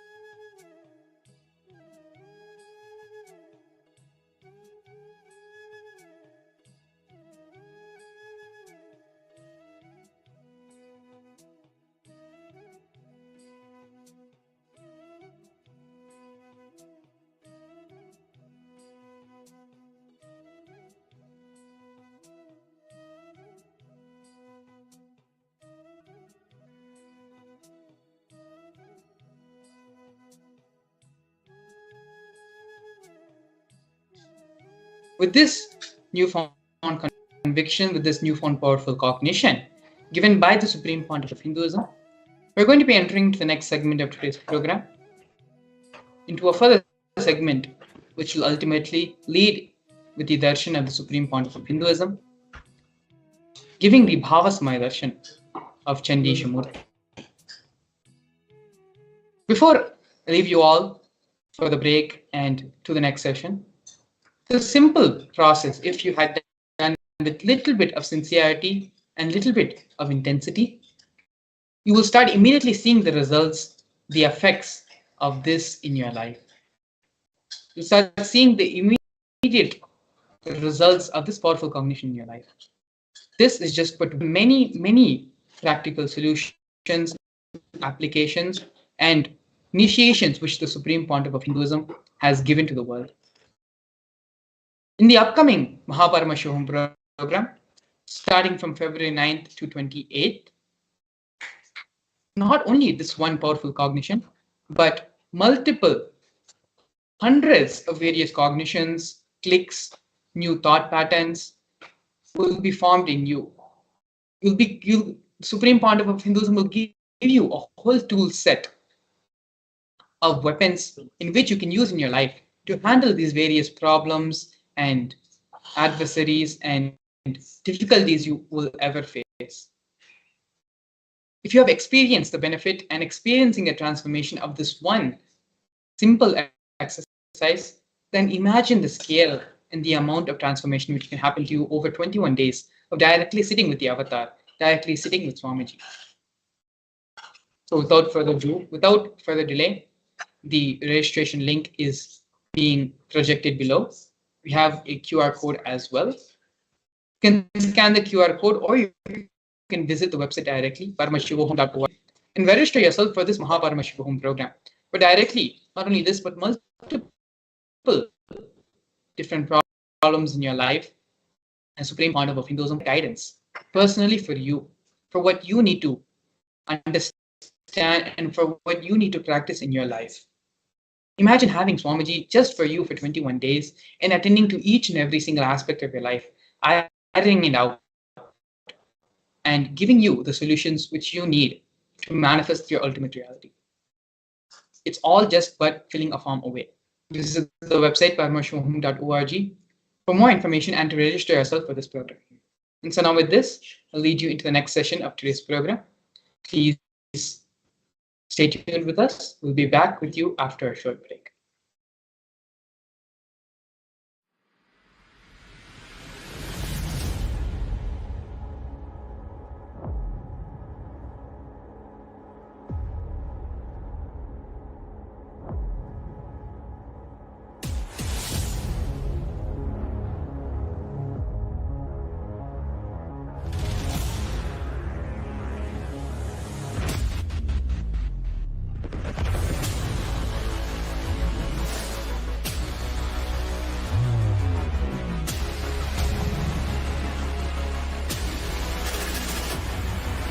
You will become Paramashivam.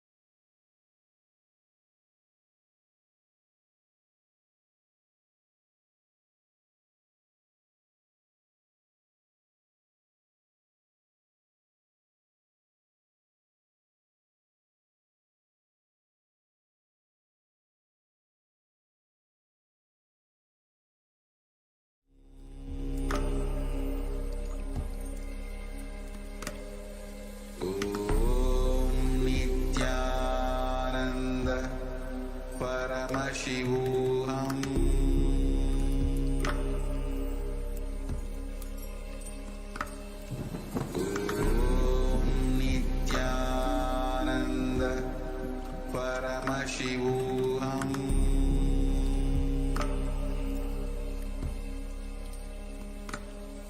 Om Nithyananda Paramashivam.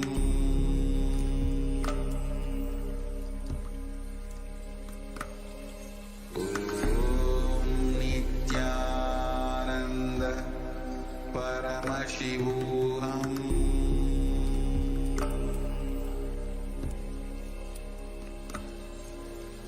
Om Nithyananda Paramashivam. Om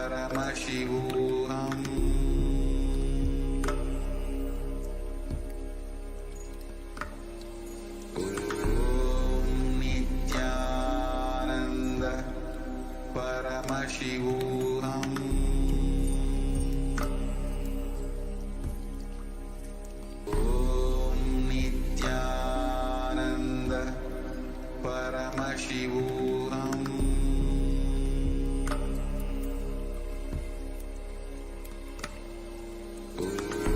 Om Nithyananda Paramashivam.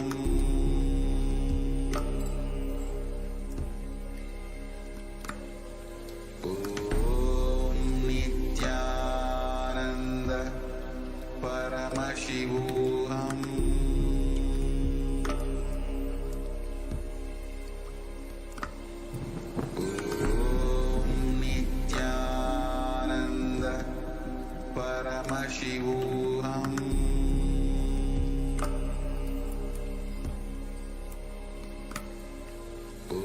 Om Nithyananda Paramashivam. Om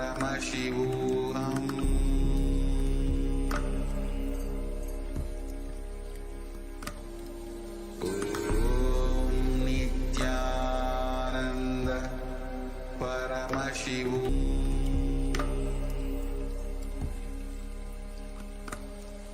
Om Nithyananda Paramashivam. Om Nithyananda Paramashivam.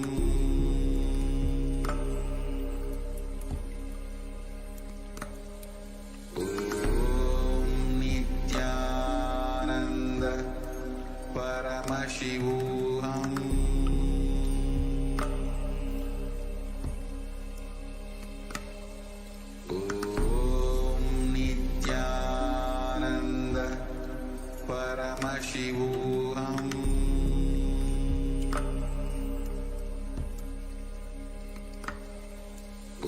Om Nithyananda Paramashivam. Om Nithyananda Paramashivam.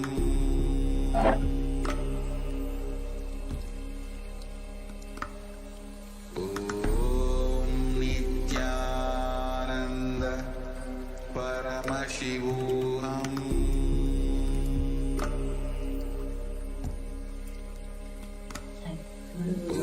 Om Nithyananda Paramashivam. नित्यानन्दं परमस्पदं केवलं ज्ञानमूर्तं द्वन्द्वातीतं गगनसदृशं तत्त्वमस्याधिलक्ष्यम् एकं नित्यं विमलमचलं सर्वदी साक्षिभूतं भावातीतं त्रिगुणरहितं सद्गुरुं तं Namami.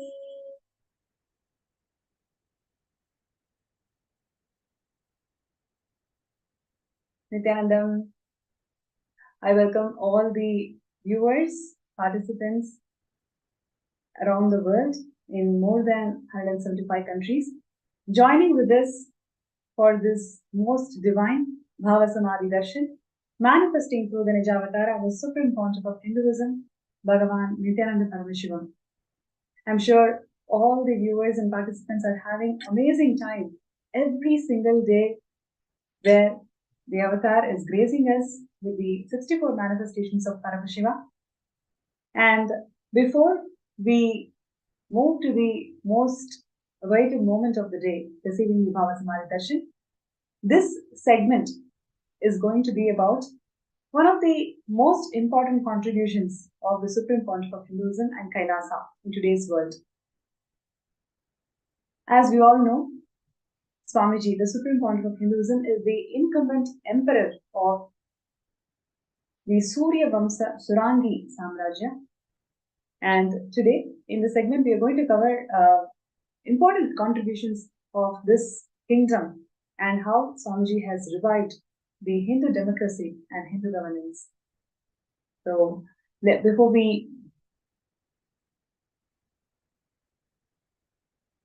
move to the segment, would like to call out for all the participants and viewers today. We will also be having a third eye scan at the end of the segment. So, whoever would like to have a third eye scanning for you to manifest Sarvanyapita, please feel free to post your names and intentions in the YouTube chat, Facebook chat, and also in the Facebook group, the MPSN group. The QR code is being projected on your screen, and you can click that and go to the group and post your interest to be scanned. And also, we are also projecting the Sarvanyapita intention link, sksjp.org/contribute. As we all know, in the Jayanti message, Swamiji has beautifully shared with us the importance and the significance for all of us to the Sarvanyapita, founding fathers of Sarvanyapita. And whoever is really interested, whoever has got the intention that I have to make this happen this time and be the founding father of Sarvanyapita, you can post your intention. Even if you have posted your intention before, even if you have filed the intention before, you can once again file the intention now. And all these intentions are blessed by Swamiji. When you set your intention to become a Sarvanyapita, let's say for the next Shivaratri, all the cosmos will start aligning and will simply align you towards this goal. So I request everybody, whoever is sincerely working towards manifesting the founding fathers of Sarvanyapita, you can sign up in the link that's been shown, sksjp.org/contribute. Now,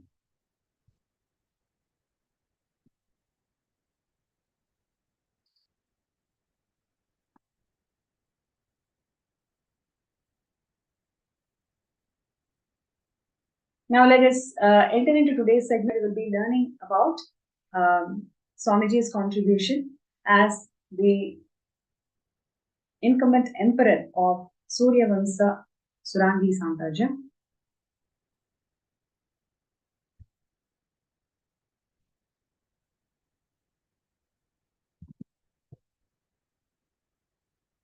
Yes.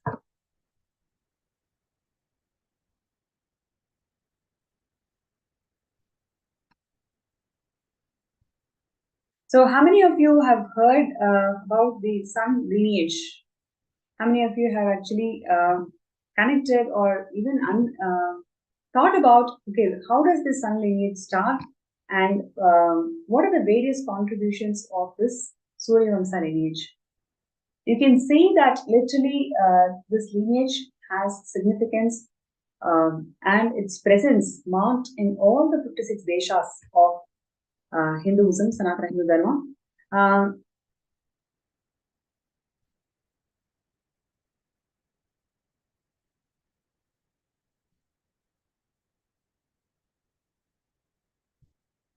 Yes.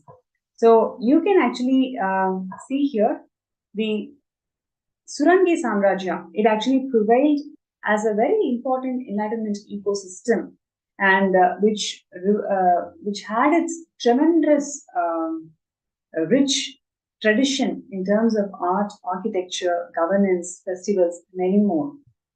And Swamiji is the incumbent emperor of the Surya Vamsa Surangi Samrajya. And today we'll just take a quick look about the whole divine lineage of this Surya Vamsa. It starts from the Lord Surya, Bhagavan Surya, and from Bhagavan Surya, this Vaivaspata Manu, the one who created this Dharma Shastras, Manu Shastra, which is current days Kailasa's jurisprudence, which literally laid out the principles that governed the entire Hindu ecosystems. how each and every segment or the varna in the society operated, and at the same time how each of these segments can literally coexist together by contributing uniquely for that ecosystem. So in today's world, coexistence is something an alien term I can say. It's mainly because we always feel that one has to compete with each other. One's downfall will raise to the will raise to somebody's progress in life. That's how the capitalistic mind is being tuned in today's society. But in ancient Hindu samrajyas, it is always coexistence, and the foundation of this coexistence is laid out clearly in Manudharma Shastra, which is what Swamiji is reviving today in Kailasa's jurisprudence. So from sun god, it is Vaivasvata Manu, and from Vaivasvata Manu, King Harishchandra, right? King Harishchandra, then Bhagiratha. So all these great rulers of Hindu Samrajyas upheld the dharma, upheld the significance of holding all the elements, all the sects, all the people together as per the Vedas and Agamas. In fact, they held the dharma and they stood as strong examples of rulers who held the dharma against everything in their lives, whether it is against their family, their wife, their children, their friends, no matter who is standing as a pillar or for dharma, they always stood with them, and whoever is questioning the path of dharma, they always fought with them. So these rulers always upheld such strong values of Sanatana Hindu Dharma. And Lord Rama, the ruler in the lineage, great incarnation, and Swamiji has established the Adi Kailasa Nithyananda Sarvapita in Vididi, right, from the 2000 onwards. This Kshetra, where Swamiji established the eastern headquarters of Kailasa, literally in this Kshetra, Bhagavan Rama received the Upanishad from Paramashivam, and he worshipped the Swayambhu Shivalinga, which we are worshipping even till today, as Nithyanandeshwara.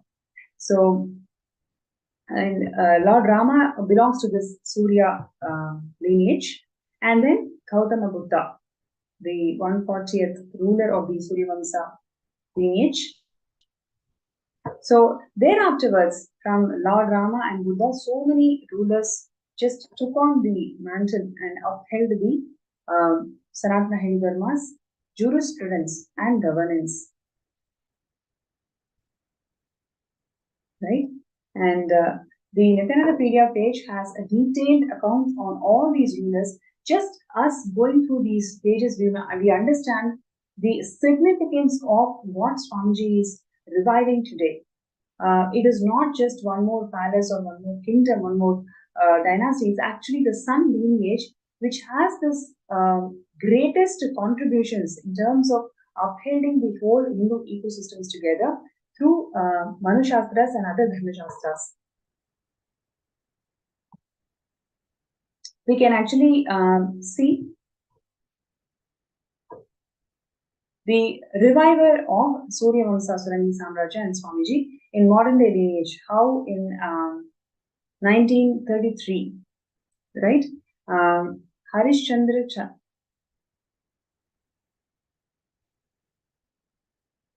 just a second.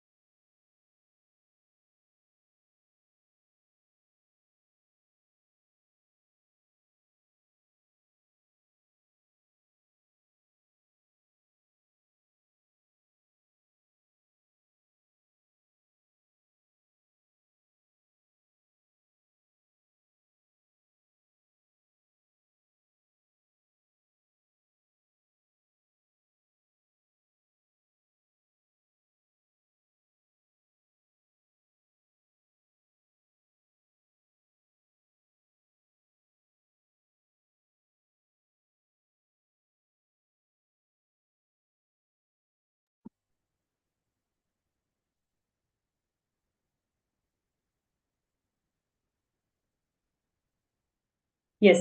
And sorry for the technical glitch. So now we will just take a small look at how Swamiji became the incumbent emperor of this Suryavanshi Surangi Samrajya. Raja Chandra Chuda Mani Harishchandra Jagadev of Surangi. He shifted his palace from Surangi to the current location of Ichapuram, right? And he was succeeded to the throne. Literally, this kingdom was recognized as an independent nation by British, right? We can literally see just a couple of centuries before how this kingdom is actually recognized by British as an independent nation with its own sovereignty and ability to levy taxes, the extent of the territory being called as which literally had about 129 villages under it, right? So it is recognized as an independent nation with a sovereignty. And the title as the ruler of this kingdom and the palace that existed on the land, it still belongs to their kingdom, and it was handed over to Swamiji in 2004 in a grand legal succession, in a grand ceremony, in 2004 December and to January 2005. And Swamiji is the rightful inheritor and the ruler of this territory. And because of the post-independence annexed by the Indian Union in 1953, all these kingdoms were converted as the territories of India itself. And because of that, now we don't call it as an independent kingdom. But as per the British rule, it is recognized as an independent kingdom with its own sovereign land. See the coronation of Swamiji as the king of Surangi, where Rani Manjula Devi, the queen of Surangi, she is actually is